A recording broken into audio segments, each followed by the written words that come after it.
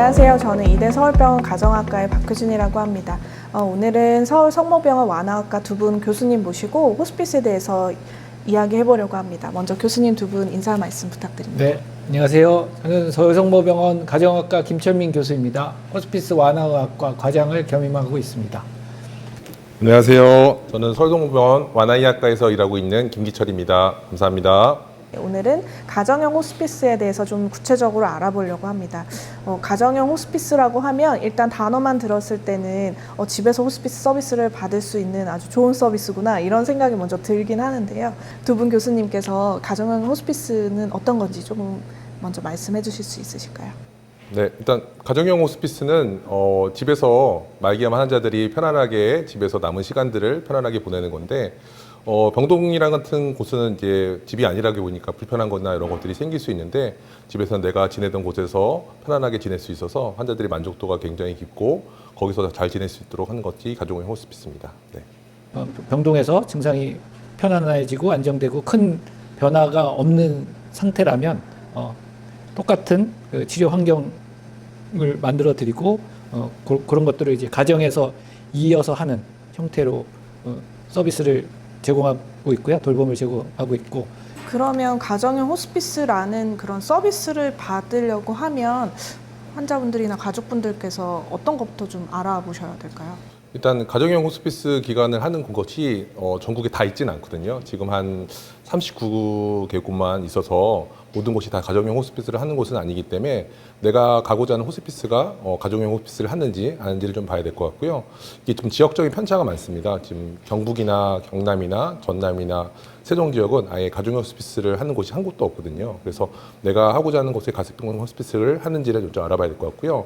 근데 가정형 호스피스가 또 사람마다 다르기 때문에 내가 집에서 아무도 보호자도 없이 지낼 수 있는 것들은 아니기 때문에 가정형 호스피스를 할 때 내가 집에서 좀 간병을 할 수 있다거나 그런 도움을 받을 수 있는지 그런 것들을 먼저 체크하고 그다음에 내가 가고자 하는 병원에서 가정형 호스피스를 몇 명 정도 할 수 있는지 인원도 좀 체크해서 그런 것들을 먼저 확인하는 게 좀 필요할 것 같습니다. 이전 영상에서 이런 입원형 호스피스 기관이 어디 있는지, 가정형 호스피스 기관은 어디서 하고 있는지 그런 것들을 그 중앙 호스피스 센터 홈페이지에서 확인할 수 있다고 했으니까 그런 부분도 그러면 거기 홈페이지 사이트에서 네, 홈페이지 가시면 이제 가정형 하는지 입원형 하는지 자문형 하는지 소아하는지 다 있으니까 그쪽에서 도움 받으면 좋을 것 같습니다. 가정형 호스피스가 어떤 건지에 대해서 대략적으로 말씀을 해주셨는데요. 그러면 어떤 분들이 좀 가정형 호스피스 대상이 되는지 그리고 가정형 호스피스를 하면 좋은 점들 그런 것도 한번 얘기해 주시면 좋겠습니다. 제가 먼저 느끼기에는 소아 같은 경우가 좋은 것 같아요. 소아는 이제 병동에 있으면 좀 나이 드신 분이 많고 그러니까 자기가 여기 지내기도 좀 힘들고 그런 상황인데 어린 아이들은 자기 집에 장난감도 많고 자기가 좀 편안하게 지내는 곳에 있는데 그쪽에서 지내려면은 가정 호스피스를 받기 위해서 이쪽에서 뭐 주사나 이런 것들 연습해서 지내면 좀 편안하게 지내지 않나 그런 환자들이 좋은 것 같고 그다음에 이제 병동이라는 환경에서 선망이 생기거나 좀 부자연스럽거나 좀 힘들어하시는 분이 유독 있거든요. 그런 분들은 이제 집이라는 곳이 좀 편안하고 내가 있기에 좀 적응력이 있기 때문에 그런 것들을 원하시는 분들은 좀 가정에서 지내는 게 좋겠다 그렇게 생각하시면 좋을 것 같고 다만 이제 가정에서 지내기에 좀 지지체계가 없거나 간병하실 분이 없거나 그런 분들은 좀 집에서 지내기가 힘드시기 때문에 그런 분들은 이제 다른 병원이나 좀 이렇게 간병할 수 있는 병들 그런 데로 가시는 게 맞을 것 같습니다. 교수님이 생각하시기에 가정형 호스피스의 좋은 점, 장점은 어떻게 생각하시나요? 이제 집이 최고죠. 네. 네, 당연히 대신에 이제 집에 있을 수가 없는 게 너무 괴로워서 아파서 집에 있을 수가 없는데 그런 괴로운 증상이 완화되고 안정이 된다고 하면 본인이 익숙했던 환경에서 그다음에 친밀한 사랑하는 가족들과 함께 지내는 것이 그 증상의 안정뿐만이 아니라 그 심리적인 안녕, 그다음에 이제 같이 지내는 가족들의 만족감 이런 것도 다 클 것 같습니다. 가정형 호스피스 서비스를 받게 되면 어떤 분들이 집으로 이제 찾아오시게 되는 건가요? 일단 가장 기본적인 거는 간호사분들이 많이 가거든요. 간호사님들이 저희 병원 같은 경우는 일주일에 2번 정도 수액을 갈거나 피 검사를 하거나 그렇게 가고요.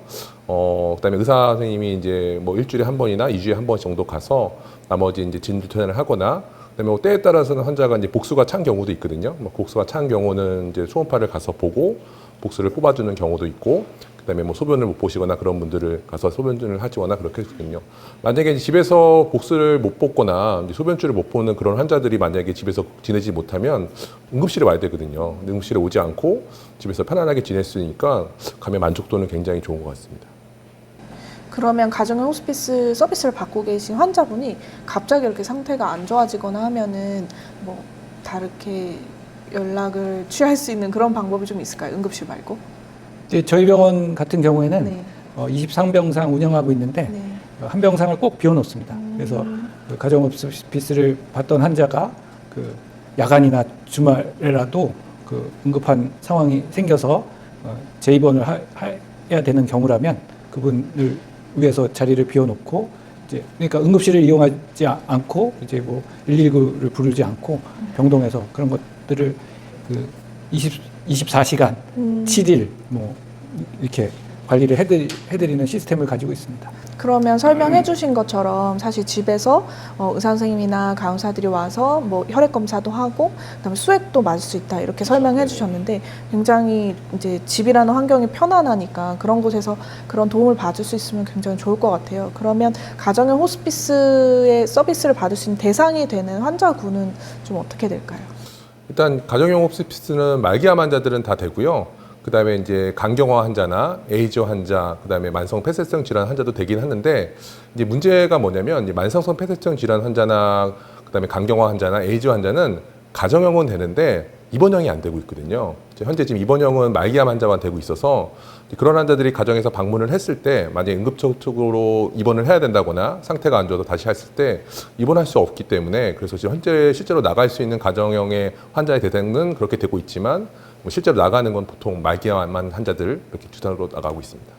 그러면 지금 현재 교수님들께 가정형 호스피스 서비스를 받고 있는 환자분들이 계시잖아요. 네네. 그러면 그 환자분들한테 이제 구체적으로 좀 어떻게 해주시는지, 뭐 방문하셔서 어떤 거 해주시는지 횟수나 좀 구체적으로 얘기해 주시죠. 지금 현재 나가 있는 그 여자 환자분 한 명이 있으신데요. 이제 그분이 오셨을 때 통증이 좀 심하셨고 조절이 안 돼서 입원하셨고요. 오셔서 이제 통증도 조절 잘 되고 되니까 이제 집이 좀 편안하니까 집에 좀 갔으면 좋겠다 하셔가지고 저희는 이제 주사제로 해서 집으로 갈 수 있는 PCA와 어큐퓨저라는 게 있습니다. 그래서 주사를 집에서도 맞으면서 편안하게 지낼 수 있게 주사제로 이렇게 연습을 한 다음에 주사제로 퇴원을 하셨고요.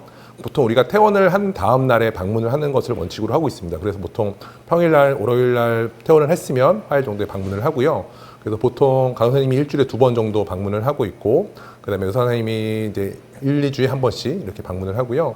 그다음에 주기적으로 피 검사도 한 일주일에 한 번 정도 그렇게 하고 있고, 집에 계시다 보면은 이제 목욕도 못 하시다거나 그다음에 여러 가지 마음이 울적하다거나 그런 거 있을 때는 저희가 요법 선생님들이 가서 하는 경우도 있고, 그다음에 목욕을 못 하시는 분들은 뭐 1, 2주에 한 번씩 자원봉사자분이 가셔서 목욕도 시켜드리고 그렇게 하고 있고요. 우리가 방문하면서 집에 계실 때 이제 두 가지 선택하게 됩니다. 내가 집에서 지내는 게 좀 편한 것 같고 내가 임종까지도 편안하게 지낼 수 있다고 생각하시면 가정 임종을 결정해서 돌아가시는 경우도 있고요. 근데 집에 계시는 게 말기에 너무 불편하시고 두렵고 겁나서 힘들어하시면 아까 과장님 말씀한 대로 저희 병동은 이제 한 병상을 비워놨기 때문에 바로 응급실 통하지 않고 입원을 하게 됩니다. 가정형 호스피스를 하는 의사는 의사로서 자긍심이 엄청 자부심이 커집니다. 이제 가정 호스피스로 이제 가운을 들고 운전을 해서 환자를 방문해주면 그 환자 가족들의 표현이 이런 천사 같은 환자를 왜 하필이면 마지막 순간에 보내주셨냐고 표현을 할 정도로 많이 고마워라 하시는 게 이제 가장 의사로서 보람 있었던 거고요. 에피소드라고 하면 이제 저도 나이가 올라가면서 전립선도 커지는데 이게 집집마다 다 음료수 커피를 한 잔씩 주시는 거예요. 근데 처음에는 그거 좀 거절하기가 민망해서 다 받아 마셨는데 이게 운전하고 돌아다니면서 화장실도 마땅치 않고 그래서 곤란한 적이 많았었습니다. 그래서 요즘 다닐 때는 음료수는 김영란법 핑계대고 절대 안 받는 편입니다. 저도 이제 비슷한 사례인데 이렇게 가면은 뭘 주려고 해요. 계속 너무 고마워하니까 너무 감사하다는 마음이 있어가지고 뭐 이것도 주시고 저것도 주신다고 했는데 막 이렇게 받기 난처한 것도 많아요. 막 술 주신다고 막 하시는 분도 있고 제가 김치를 해놨으니까 이 김치를 가져가라 막 이런 얘기를 하셔가지고 제가 원래 과장님한테 가정형 호스피스를 처음으로 했거든요. 할 때는 너무 이거 어디까지 받아야 되지? 내가 또 안 받으면 어디까지 해나 그 고민을 했거든요. 그래서 처음에는 다 안 한다 그랬어요. 다 주는 거 안 받는다 했고 나는 안 가겠다 했는데 이렇게 잘 가정 호스피스를 와서 방문해서 너무 고마워하고 잘 지낸다고 해서 하고 있는데 뭘 줬는데 제가 절대 안 받을게요. 그러고 나가시니까 가족들이 조금 아쉬워하더라고요. 내가 그래도 좀 주는 거 뭐 빵이나 뭐 커피나 이런 것들 성의라도 줬는데 제가 너무 안 받는다 그러니까 너무 싫어하시더라고요. 그래서 내가 고민을 해서 내가 이걸 어떻게 할까 정리를 하는데 제가 지금도 지금 그렇게 하고 있는데 어떤 거냐면 그쪽 가족들이 저한테 줘서 제가 그걸 1분 만에 먹을 수 있으면 제가 그거를 받습니다. 예를 들어서 제가 되게 빨리 먹거든요. 그래서 커피나 봤을 때 내가 1분 만에 먹을 수 있을 것 같다. 그러면 당장에 받고 뭐 빵이나 이런 것도 제가 빨리 먹으면 빨리 먹을 수 있는데 가끔 난처한 거는 이제 요구르트 10개, 바카스 10개 이런 거 주실 때는 이거 내가 노력하면 한 4-5개까지는 먹을 수 있을 것 같은데 10개를 다 받기는 좀 부담스럽고 그래서 그때는 뭐 한두 개 받고 그래서 그 원칙을 지금까지 지키니까 지금은 편해요. 그러니까 환자들이나 가족들이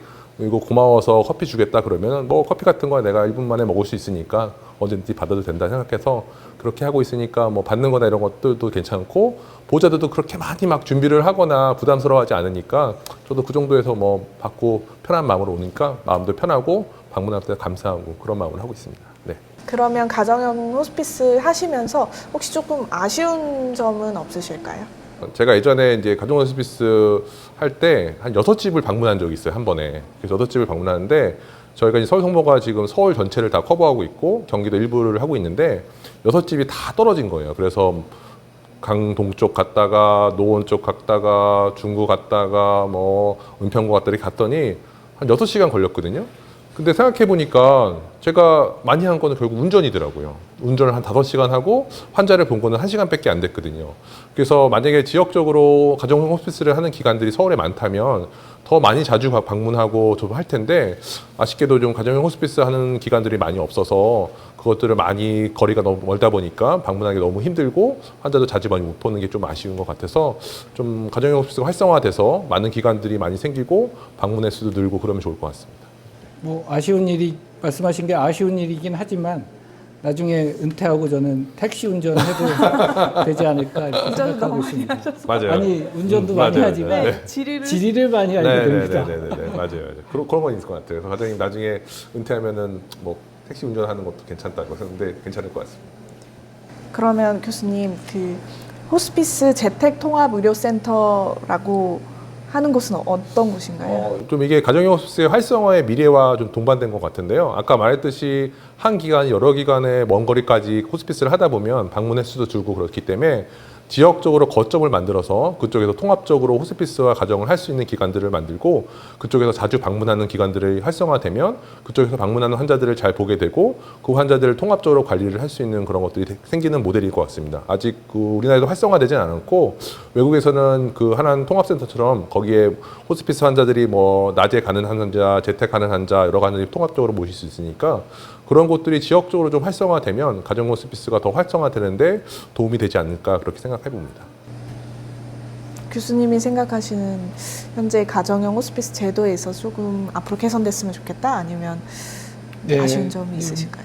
활성화되면 좋을 것 같고 말씀하신 이제 그 통합 돌봄 형태가 이상적이라고 생각을 하는데 거기에 조금 더 그 기능을 보탠다고 한다면 이제 디지털 헬스케어나 텔레메디신의 개념 이런 것들이 이제 가정학과 그 돌봄 그 지속적인 돌봄 철학과 맞추어 가지고 결합이 된다면 조금 더 이상적인 모델이 되지 않을까 하는 바람을 가져보기는 합니다. 그리고 이거는 조금 편협한 얘기인데 이게 운전을 많이 하다 보면 이제 주차난을 겪게 되거나 아니면 과태료 딱지를 발효받게 되는데 이제 그런 거 나중에 들어보니까 김기철 교수님은 그 본인 부담으로 하셨다고 하더라고요. 그런 거 좀 아쉬웠습니다. 그러면 입원형 호스피스는 이제 입원해서 입원료 병실료를 낸다고 생각을 하면 되는데 직관적으로 그러면 가정형 호스피스는 혹시나 환자분들이 부담해야 되는 비용이 있거나 하진 않나요? 일단 비용이 있는데 일단 암 환자는 5%만 내기 때문에 뭐 약제나 이런 건 따로 되겠지만 보통 제가 방문했을 때 실제로 가정에서 내는 거 한 5천 원, 6천 원 정도, 그 정도 정도 내는 것 같습니다. 근데 이제 그 5천 원, 6천 원은 환자들 본인 부담금이고 실제로는 이제 저희가 그 왕직료 같은 이제 방문 수가를 받고 그다음에 교통비를 받는데 교통비도 그렇고 왕진 수가도 그렇고 매우 열악합니다. 사실은 그것을 통해서 이제 사례관리자인 간호사 포함해서 의사의 인건비를 감당할 수준은 안 되기 때문에 그래서 이제 소위 수익을 위주로 하는 병원에서는 호스피스 운영하기가 쉽지는 않은 게 이유 중에 하나일 것 같습니다. 호스피스 하시면서 사명감도 참 많으시겠네요. 네네네. 사명감도 있고. 근데 어쨌든 제가 막 이렇게 힘들게 운전하고 이렇게 힘들 때도 있는데 집에 가서 너무 따뜻하게 맞아주시니까 그 기분을 잊을 수 없는 것 같아요. 내가 좀 힘들게 하고 좀 이렇게 그래도 집에서 오셨을 때 가정형 호스피스를 했을 때 환자들이나 보호자들이 너무 감사해하고 고마워하고 그러니까 그 순간을 좀 잊을 수 없어서 아직도 그 맛이 있는 것 같아요. 그 호스피스를 가정형 하면서 그거에 기쁨이 있는 것 같고 실제로 가정형 호스피스를 해서 원하시고 사망을 해서 끝까지 보내시는 환자들이 통계를 보면 한 20% 넘거든요. 근데 실제로 가정에서 사망하는 비율은 5%도 지금 현재 안 되고 있거든요. 그만큼 가정형을 원하고 있지만 실제로 가정형에서 보내지 못하는 여러 요소들 때문에 많이 사망하지 못하고 있고요. 그다음에 가정에서 이렇게 보통 입원을 한 번 하는 횟수들의 한 번은 보통 한 번인 사람이 대부분인 것 같아요. 그러니까 여러 번 가정형 호스피스를 받는 임종 때까지 많이 받지 못하고 보통 한 번, 많아야 두 번 정도 받는 비율이 97%니까 그런 비율을 봤을 때는 가정형 호스피스 확정이 돼서 많은 사람들이 가정에서 좀 더 많이 지나고 임종까지 편안하게 지내시는 그런 게 됐으면 좋을 것 같습니다. 그리고 이제 우리 교수님들이 훌륭하신 게 가정 호스피스를 받으시다가 병동을 거쳐서 임종하셨던 가정에서 임종하셨던 꼭 그 문상을 직접 가시더라고요. 그래서 사별가족 위로해 드리고 하는 모습을 봤을 때 이제 제가 일부러 시켜서 한 건 아니지만 뭉클한 그런 감동을 받을 때가 많이 있습니다.